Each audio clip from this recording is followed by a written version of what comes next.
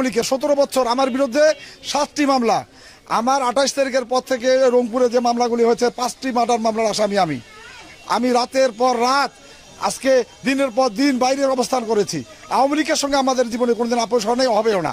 আমি পীরগাছা ব্যবসায়ী সমিতির সর্বস্তরের মানুষের নিরাপত্তা, আজকে টিউন অফিস, থানা, আপনি সমস্ত মানুষের কাছে জানবেন যে আমি কিভাবে এই জিনিসগুলো রক্ষা করেছি এবং আমার সমস্ত নেতৃবৃন্দ আমাদের সঙ্গে ছিল। আমাকে যদি আমার চাচা আব্দুল রহমান মিমনুল সাধারণ সম্পাদক, সে আওয়ামী লীগের, তার সঙ্গে আমার কোনো ছিল। আমাদের ব্যবসায়ীদের স্বার্থ সংরক্ষণের জন্য আজকে আমার যে অবস্থান, আজকে টিউন অফিস রক্ষার সাথে আমার যে অবস্থান, আজকে থানা রক্ষার সাথে আমার এই অবস্থান, আজকে ইউনিয়ন পরিষদ একটা অরাজনৈতিক প্রতিষ্ঠান, সেখানে যা ভাঙচুর করতেছে, এরা চিহ্নিত সন্ত্রাসী, হাতে গোনা 5-7 জন, তাদের কারো কোনো ছাত্রত্ব নাই।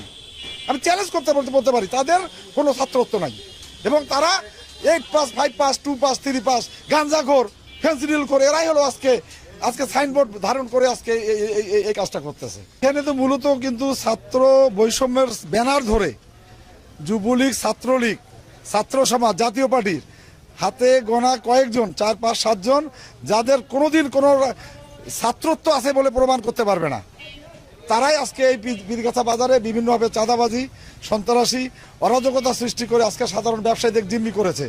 তার প্রতিবাদে কিন্তু আমরা আজকে সোচ্চার হয়েছি। আমাদের এখানে অন্য কোনো উদ্দেশ্য নাই। আমার সমস্ত পীরগাছা বাজারে যারা ব্যবসায়ী আছে তাদের নিরাপত্তা দেওয়ার জন্য আমি সভাপতি হয়েছি।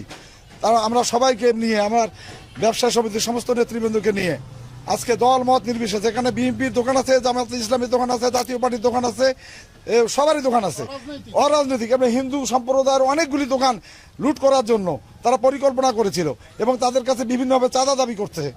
এই কারণেই কিন্তু আজকে আমরা যেভাবে করেছি, আমি একটা মামলা করেছি। আমার ব্যবসায়ী সমিতি অফিস ভাঙচুর করা হয়েছে এবং ব্যবসায়ী সমিতির অফিসের সমস্ত আসবাবপত্র সব কিছু নিয়ে এসে রাস্তার উপরে জ্বালিয়ে দেওয়া হয়েছে।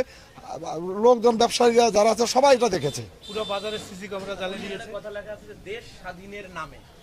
তাইলে কি এই যে ছাত্র জনতার যে অভ্যুত্থান হইলো, আপনারা এই কথাটার মধ্যে কি তাইলে কি এই অভ্যুত্থানের বিপক্ষে গেল না? না, এখানে তো